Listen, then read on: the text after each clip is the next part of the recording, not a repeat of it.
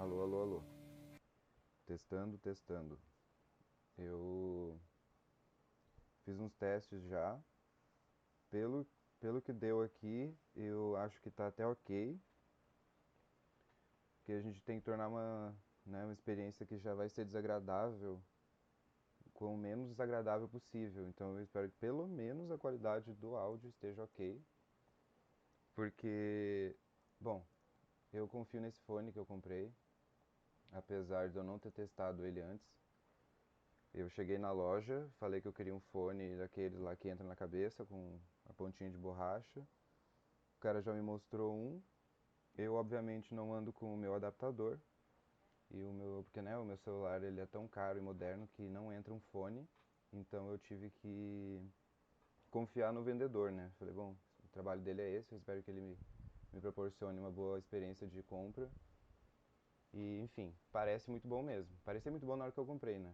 E fui testar ele, show de bola, meu outro fone já estava muito ruim.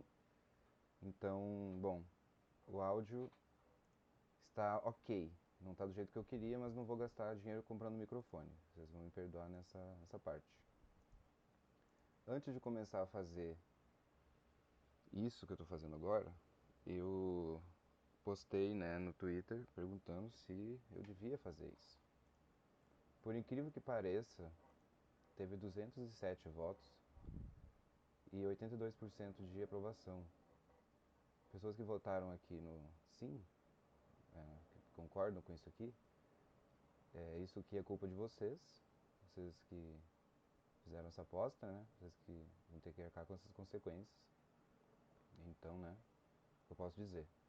Quem votou não, eu respeito profundamente, inclusive imagino quem seja, né? E, enfim, são pessoas que querem o meu bem, não querem que eu faça isso que eu estou fazendo. Mas enfim, nesse post que eu fiz, eu coloquei, pedi para vocês mandarem sugestões de temas para eu ficar falando aqui. E nós tivemos algumas respostas, por incrível que pareça. O rapaz chamado Cirilo mandou o seguinte: vida de quem trabalha em restaurante, por favor. Eu queria que tipo, fosse um pouco mais específico. Eu acho que eu poderia passar horas aqui falando só sobre isso, porque se fosse uma coisa específica da vida de restaurante, eu poderia responder melhor, né? Mas eu vou pegar uma coisa aleatória dentro desse tema e vamos ver o que pode acontecer. Dentro da vida de restaurante, que foi uma experiência muito nova para mim, porque antes eu trabalhava em escritório, trabalhava numa agência de branding, sei lá, trabalhava com franquia, então era uma coisa bem escritório, não tinha muito, tinha nada a ver com trabalhar em restaurante.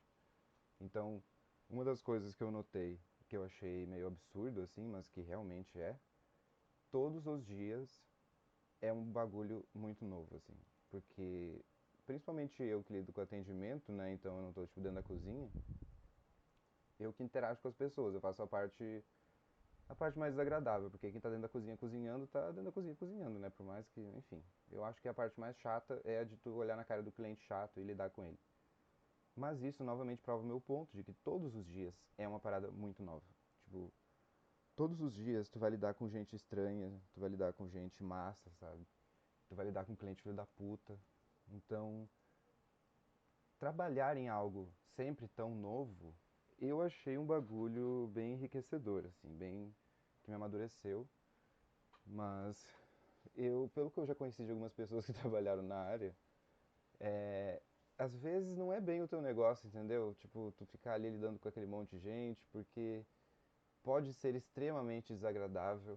Mas enfim, normalmente eu já falo mais com o nego do leite, então eu acho que pra mim fez mais sentido, tanto que eu tô trabalhando com isso até hoje. Enfim, Cirilo, eu espero que saber que todos os dias é uma novidade, seja ela ruim ou boa, é assim que é a vida de trabalhar em restaurante.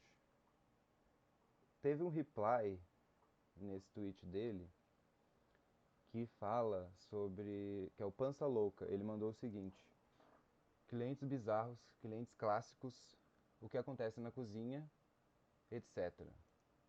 Clientes bizarros, Mesma coisa, assim, eu poderia ficar citando uma lista infinita de filho da puta que vai lá no restaurante.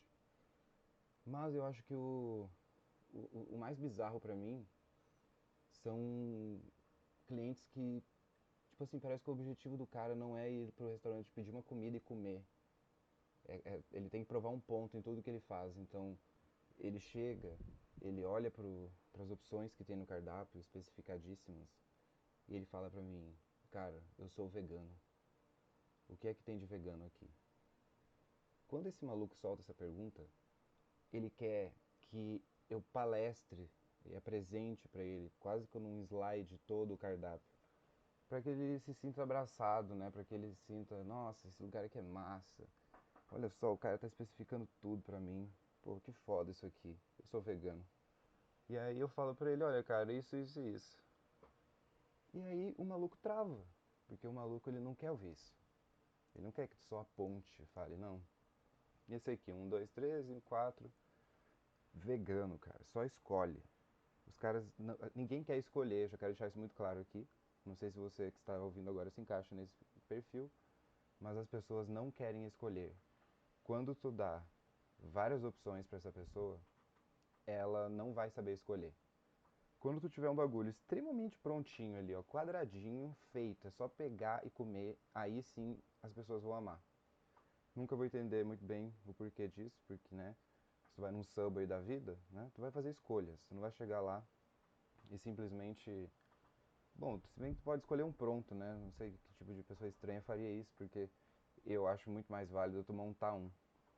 Eles têm pronto, né, não sei, faz muito tempo que eu não vou no Subway, mas eu acredito que eles têm uns sanduíches prontos. De qualquer forma, clientes bizarros, veganos e vegetarianos são complicadíssimos. Muitas vezes eu entendo o lado deles. Porque assim, né? Tu já, sei lá, tu é vegano. Tu já não come nenhum derivado animal na tua vida. Aí tu vai no restaurante e aí o bagulho tem queijo. Beleza? Tu tem todo o direito do mundo de reclamar. Porque, né? Essa foi uma escolha tua. E tu não quer comer queijo. Mas o problema é que tem vegano que eu acho que é tão paranoico com isso que parece que o objetivo deles é achar algo na comida. No restaurante que eu trabalhei pela primeira vez, tinha uma menina, toda vez que ela pedia comida, a onda do restaurante já era comida vegetariana e vegana. Toda vez que ela ia lá, ela futricava a comida inteira com um garfo. Mas ela futricava cada grão do arroz, ela futricava tudo. E o boto fé que a única intenção dela era achar um bagulho na comida pra poder, sei lá, nos xingar ou fuder com a nossa vida. Eu boto fé que esse era o único objetivo dele. Porque realmente tem, acreditem ou não, galera, tem gente que o único objetivo da pessoa de sair de casa é: hoje eu vou infernizar a vida de alguém, hoje eu vou tirar alguém do sério, hoje eu preciso ser insuportável. Eu vou fazer isso onde? Com o garçom do restaurante, porque ele é obrigado a ouvir o que eu tô falando, ele é obrigado a engolir o sapo, entendeu? Ele é obrigado, esse é o trabalho dele. Eu vou lá descontar as minhas frustrações nele. Bom, mas enfim, não quero deixar isso aqui também uma experiência meio bad, não quero desencorajar ninguém a trabalhar com isso, até porque eu trabalho com isso até hoje. Então, enfim. De clientes bizarros, eu acho que poderia ficar falando mais um tempão, mas eu vou deixar só nesses mesmo. A gente tem que andar com isso aqui. Eu não fazia ideia do tanto que seria difícil manter um fluxo de raciocínio. Porque assim, né? Eu ouço uns podcasts aí e parece que os caras pintam e borda, assim, ó. Play, pá, dá-lhe o papo, assim, ó. Uma hora, pá, pá, pá, pá, de ideia atrás de ideia. Claro que tem questão de prática, né? Não tenho prática, tô só falando aqui no microfone, sozinho na minha sala, mexendo no computador. Então é uma coisa que a gente vai pegar com o tempo. Mas, né, a gente não pode fazer feio nem na primeira vez, eu acho. Porque, né, a pessoa já escolheu se expor dessa maneira, tipo, a audácia do maluco, né? Não, eu vou gravar eu falando sobre as coisas e vou postar na internet. Pá. Vambora, né? Vamos marcar com as consequências dos nossos atos. E você aí que votou sim na enquete, também vai lidar com as consequências desses seus atos. Porque foi tu que votou para que eu passe essa porra agora, né, pra todo mundo ouvir. Vamos lá. É... Já teve um corte, tá? Deixar isso bem claro. Não sei se ficou tão nítido aí na minha super mega edição. Mas Não consegui manter o fluxo de raciocínio por muito tempo, né? Cortei, estamos agora na segunda parte. Falei que não sabia editar, realmente não sei. Baixei um programinha aqui, mas é bem facinho de cortar áudio. O menino chamado Nunca Nem Vi, ele deu reply no tweet falando o seguinte: por que que não existe suco de banana? Cara, existe suco de banana. Tinha um suco no restaurante que eu trabalhava, primeiro restaurante que eu trabalhei na real. E eles tinham um suco muito foda, que era banana, gengibre, limão e mel. Obviamente banana congelada, né? Ele ficava bem cremoso assim, ficava bem top. E é um preconceito, né, que esse tipo de fruta tem, eu boto fé. Tipo mamão. No restaurante que eu trabalho hoje, tem um suco também muito bom, que é mamão, laranja e limão. Fica a dica aí. Inclusive o limão, pra quem não sabe, o limão é como se fosse o aginomoto, assim, do suco, entendeu? Ele é como se fosse o sal. Ele vai realçar o sabor dos bagulho. Então, qualquer suco que tu fizer de fruta e tal, e tu colocar limão, vai ficar melhor. Essa é a grande verdade. Se tu não concorda comigo, tu que tem que rever os teus conceitos, porque é um fato culinário. Coloque limão na porra do suco. Enfim, isso aqui eu não vou ficar falando também muito sobre quais são os melhores sucos para sua vida. Eu espero que eu tenha esclarecido essa questão pro menino Nunca Nem Vi. Arroba moleque com foto de anime. A, o Pança Louca não, a Casca Comunista, bandeira da China e outra bandeira que eu não sei de onde é, Venezuela talvez, não sei, comentou. Comentou do Facebook, né? Deu reply. Enfim, ela mandou a resposta lá. Da onde surge a ideia das suas postagens? Entre parênteses, que são foda, parabéns. Comecei a te seguir por conta delas. Bom, muito obrigado, Casca Comunista. Eu fico muito feliz que você tenha gostado. Eu tenho todas elas em HD na pastinha do. Esqueci o nome do site lá. Mas enfim, eu não tenho ideias. Tipo, a minha inspiração foi um maluco do Facebook que fazia umas montagens de mangá e anime, coisa e tal, e colocava uns fundos meio realistas, assim.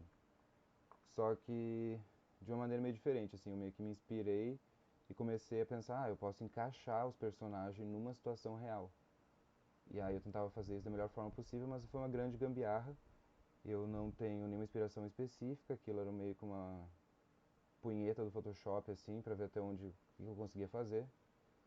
Que, modéstia à parte, de algumas montagens eu gosto bastante. Então é isso aí.